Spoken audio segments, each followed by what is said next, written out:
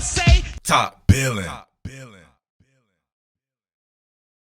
Yo, shouts to BetUS TV for getting this joint jumping. Hey, yo, Top Billin. Man, draft is almost here. Things are starting to shake out. Look real exciting to your boy right here. So you know we got to do some more Think Like a GM. The last time that you guys saw me with the Think Like a GM content item, I was talking about Shaq Griffin's visit and his possible return to Seattle and what that could mean for the draft. It also made me wonder if Seattle would be interested in a guy who I think is at the very least, second best corner in the draft, who could possibly slip because I wondered about his time speed. Fast forward, he's had a pro day. I think he's had a couple of different moments to where he could have run a 40 and he has not run it, and that will be one Will Johnson of Michigan. So I wondered about him possibly being in striking range for a team that has multiple picks within the top 52, 53 picks or whatever like that, and if they could wheel and deal and somehow end up with Will Johnson. But of course, people didn't want to talk about either of those things because most of these people who be coming on here never played football, can't have a singular focus, have no discipline and all that there, and didn't get a chance to talk about that, right? So at least in the comment section with the people, they'd rather talk about me thinking that Devin Witherspoon is overrated, even though I said I thought he's a pretty good player. Fast forward present day, and now look. Seattle Seahawks meet with elite national champion cornerback prospect Will Johnson. Come on, man. What are we doing here? He should instantly vault to the top of the list, in my opinion, for your Seattle Seahawks. I think he is a franchise changer. That's what I mean right there. You get this guy on the outside, opposite your man Tariq Woolen on the other side, with Devin Witherspoon in the slot full time. Now you're cooking with gas. Kobe Bryant, right? A flex back, you know what I'm saying, at depth, at safety, along with Julian Love. What?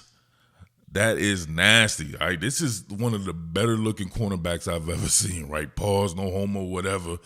His frame, that is exactly right. In my time spent scouting and being around my big bro who's in a scouting department at a major college, yeah, this is what they look for. This is what you look for in a guy like that. This guy, I'm telling you this right now. I don't think you guys understand. Even more so than having another edge player or even another guy on the inside. I think there's enough bodies there, or even having another interior offensive lineman drafted. I just don't see anybody, unless they were to get up into the top 5 or something like that and go for some of those prospects that are going to go a little bit higher. I don't see a Tate Ratledge or anybody like that just being head and shoulders above Anthony Bradford or, of course, Christian Haynes, right? LeMaya, all these guys like that. He might be right there with them. And then if he can't beat those guys out, then what did you do? Will Johnson is a plug-and-play dude right now that changes your defense. I think puts your defense into at least the upper tier of defenses. Now, check this out. Where do you go and make a move up for a guy like this? Now, this is only if this guy is slipping, or if he's, I'm not even gonna say slipping because you go where you're supposed to go, right? I'm talking about if he's in striking distance. Let's just say he gets out of the top 10. He's in 11, 12, 13, right? If he's at, if 13 picks go by, maybe if 12 picks go by, you would have to think, right, coming up from 18, that's you know what I mean, right? You're going to be flipping picks with somebody, right, or whomever's in this pick or has this pick at the time. You'll be flipping picks with them. Maybe you then, well, I would have to think you might have to give up one of these joints right here, right? Or maybe, I don't know. Maybe you give up this 52nd pick. I don't know how that works, right? You guys are better than that than me. I don't really pay attention to stuff like that. I just really like, you know what I mean, the playing aspect of this game, right? I've never been a GM before, right? But I've played. So you have to let me know the compensation of that if it's worth it. But to me, it would be worth it, man. You talk about having one of the more talented defenses, right? You talking about a straight up talent level. Will Johnson, right? And this is not even taking into account that, to me, you have a certified backup like somebody like Josh Jobe. He should not be starting, to me, in the NFL. Right? You're going to trot this guy out and think you're going to beat some of these elite teams, he's going to get picked on. You know what I mean? Right? This is coming from experience. He got a little something, right? He had some good moments for you guys in Seattle last season, but he had some very poor moments as well. All right. And of course, here in Philadelphia, right, he was ran out of town. We go and draft a rookie in his spot, right? After he was benched, right, pretty quickly. Go and draft a rookie in his spot, and the rest is history, right? You know what I mean? Right? He win the Super Bowl after letting him go and got much better at his position. Nehemiah Pritchett as well. So I got to take into account that maybe, you know what I'm saying, he's the chief primary backup to Tariq Woolen. You know, you got to have these bodies there, but Will Johnson, to me, is somebody you should go up and get. And you should also go up and get yourself interested in BetUS TV for all your picks, predictions, and analysis. BetUS TV, man, I've been checking in on these shows, baby, getting my knowledge bank filled. Y'all already know what I was talking about last week, and it came to fruition with Patty Pimblett finishing your man Michael Chandler. Well, I didn't think it was going to be a finish, but he actually ended up getting it done. The fact that he beat Michael Chandler in the first place, I'm pretty sure was shocking to people, but I said it was going to happen, and it happened, right? So these guys talking about that, these guys talking about baseball, which is underway, which a lot of us are huge baseball fans. Of course, the draft, right, with a lot of analysis dealing with the draft. And, of course, my favorite, combat sports. So got another one coming up here pretty soon, and that will be my man Chris Eubank Jr. going against Conor Benn. Legacy fight there. We know their fathers back in the day had an epic clash and an epic rivalry. Chris Eubank Jr. and Conor Benn should also do that as well. They're laying a whole bunch of eyes on this fight, right? I believe your man Chris Eubank Jr. can get this pulled out there, but Conor Benn is a live animal. The guy hits hard. We know about his technical proficiency, right? He improving on that there, but he's just a gamer, right? And Chris Eubank, we know it, one of the fastest hands in the sport.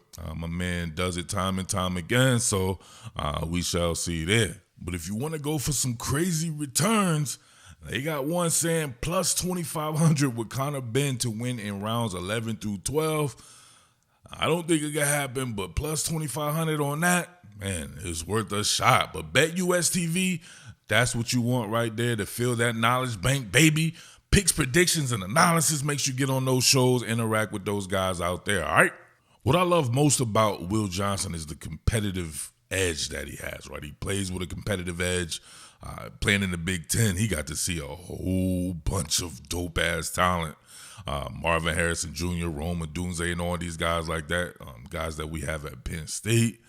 Yeah, he's seen it. And of course, playing at Michigan, he got to be in some of the bigger games, right? And I remember some of the plays that he had right here, right? So it's not necessarily a film study or anything like that, but just showing you how this kid can move, right?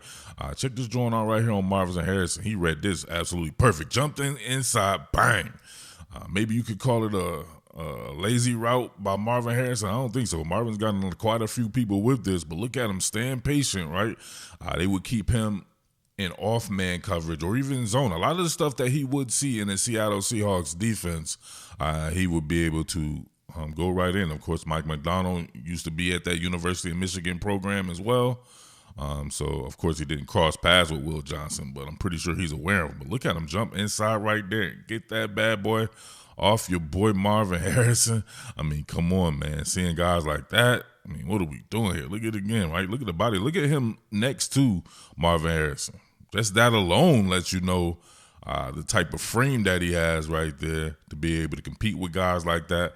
And I love his ability to get in and out of his transitions as well. I loved watching him go head up with Rome Odunze in that national championship game a couple of years ago. As we see on something like this, right? Not that good of a rep by him. I think Mike McDonald could do wonders with this guy of having him not panic in even exchange scenarios. And you see right here, he commits to a side. Instead of having his hips on a 50-50 even exchange position, he goes and commits to a side right there, getting kind of over-eager. And then you see him start to peek at the quarterback when he's in man, right? You got to pay attention to your man. And then you see him, of course, start to get a little grabby right there, right?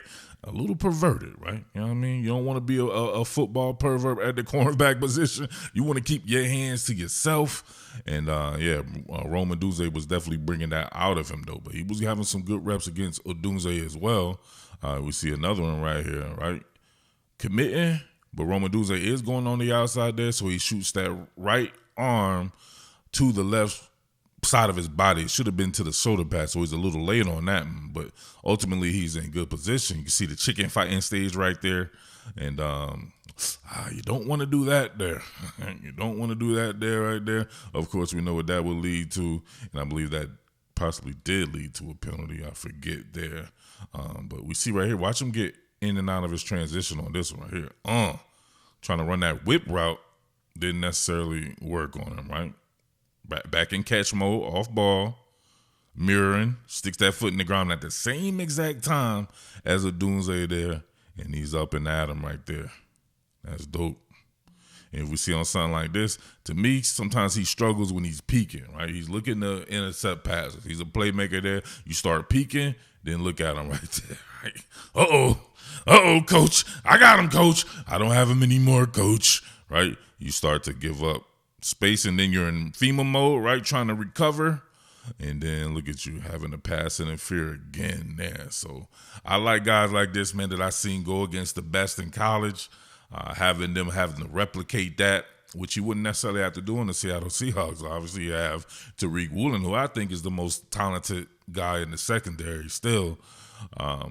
He needs to be more physical, but as far as just a pure cornerback goes, I love a lot of the stuff that I see from Tariq Woolen. He'll put it all together, but having Will Johnson opposite him and Devin Witherspoon in the slot, and then having those boys at safety, those guys up front who going to get after it, like a Byron Murphy's going to be improving. Added in DeMarcus Lawrence. Already got Big Cat Leo Williams on the team.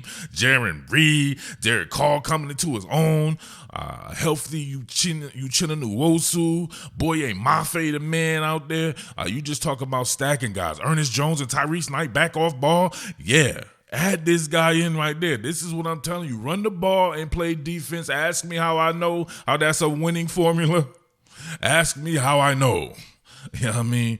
Will Johnson, Seattle Seahawks, they need to make that happen if this guy is slipping. But if he's not slipping, he goes in the top 10, you adjust from there, and we pivot back to some of the guys that we talked about before. But listen, not everybody can be drafted, you know what I'm saying, before a certain amount of picks there. So there's a lot of players out there and a lot of players that can help the Seattle Seahawks. But let me know what you think about Will Johnson. Please focus on the subject of this. I want to talk about Will Johnson. I don't want to talk about nobody else but Will Johnson and what he could mean for the Seattle Seahawks. And what would you do as far as the compensation if you have to, when you would have to go up and get him? So going up to get somebody like that if they're slipping. All right? Big salute to everybody out there, man. Big shouts to other people who's joining the Patreon as well, man. I told you, after we get through some of these obligations that I have as far as sponsorship goes, then we'll be rocking with there, have some original content there just for the Patreon. So that's patreon.com/topbillin. You get those full videos, the ones that have to get edited. I have to do what I have to do to feed my family, but you want the full ones, they'll be found on patreon.com/topbillin. All right? Big salutes to BetUS TV as well. Peace. What more can I say? Top Billin.